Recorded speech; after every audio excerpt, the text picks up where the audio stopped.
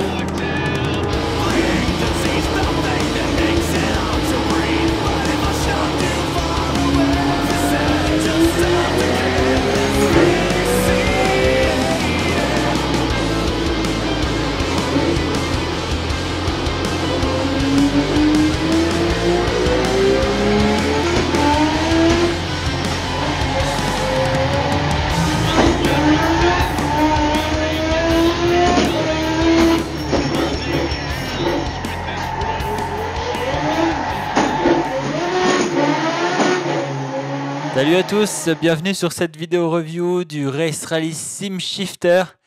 Et c'est son créateur qui m'a directement fait parvenir une version premier jet pour que je puisse la tester. Donc cette vidéo montre la bête et ses entrailles, mais apparemment il y aura un châssis plus complet qui pour l'instant est en conception. Donc comme vous avez pu le voir au début de la vidéo, je ne l'ai pas ménagé. C'est là pour moi toute sa force, sa robustesse m'a tout de suite plu. Donc il est constitué de plusieurs pièces en acier super résistantes. On peut le fixer très solidement et vraiment y aller sans ménagement. La poignée en mousse est confortable et très solide.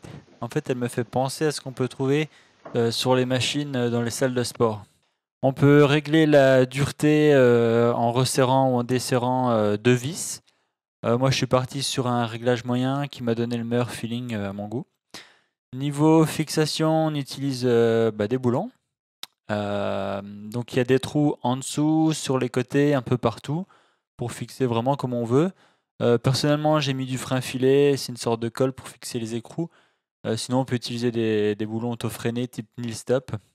Niveau connectique, il n'y avait pas de port USB sur le shifter que j'ai reçu. On doit donc utiliser un module externe, un peu comme sur les Frex. Alors, niveau feeling, si je compare à ce que j'ai pu tester en vrai dans une mid-jet par exemple, on est très proche. On commence par enfoncer un tout petit peu le levier, là on sent la résistance de la boîte, puis on pousse vraiment pour enclencher le rapport. C'est pas vraiment une sensation d'un simple bouton comme sur mon TH8 RS par exemple. Là on sent la pression, on sent le rapport s'enquiller vraiment au fond de la boîte. Niveau dureté, je peux dire qu'avec les doigts, on peut y arriver, mais qu'on sent vite qu'il faut utiliser le poignet et le bras. Donc en ce qui me concerne, j'ai franchement été surpris qu'un système aussi simple puisse faire aussi bien. Il y a juste le côté esthétique qui m'a freiné, mais une fois installé, on voit plus les détails.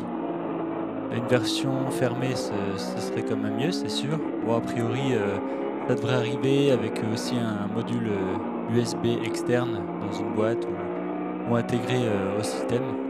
Tout ça reste à confirmer.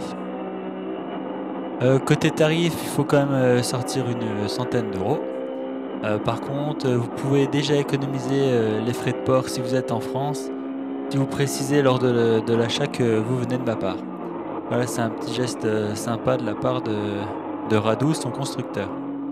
Voilà, donc j'espère que cette vidéo vous a plu. À vous de maintenant de vous faire votre propre idée sur ce shifter made in France. Et je vous dis à plus pour d'autres vidéos en français sur le Sim Racing. Ciao!